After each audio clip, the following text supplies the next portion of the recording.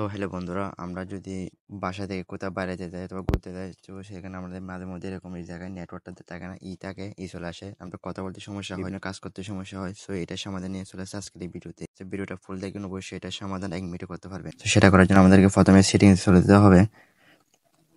Setting আসার পর আমাদেরকে এখান থেকে মোবাইল নেটওয়ার্ক নামের যে অপশনটা আছে ওইটা খুঁজে নিতে হবে।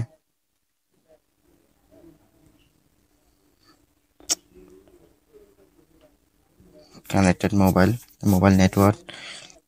নেটওয়ার্কে ক্লিক করতে হবে। একটা মোবাইল এক একজন থাকতে পারে। তো এখানে দেখতে পাচ্ছেন অলরেডি আমরা এই দুইটা জিনিস অফ করে রাখছি।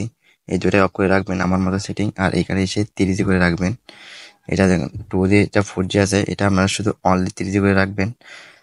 দুইটা সিম একই কাজ করবেন, 30 করে রাখবেন। 30 করার পর একটু কাজ করলে আপনাদের নেটওয়ার্ক সমস্যা সমাধান হয়ে যাবে। এই অল্প কাজ করলে আপনাদের নেটওয়ার্ক সমস্যার সমাধান হয়ে যাবে।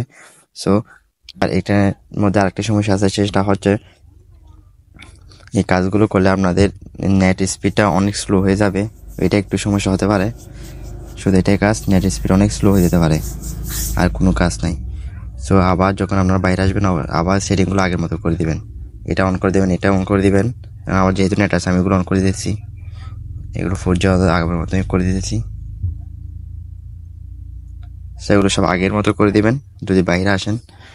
সো এভাবে আপনারা চাইলে এক ক্লিকের মধ্যে এই কাজটা, নেটওয়ার্ক সমস্যাটা সমাধান করে নিতে পারবেন।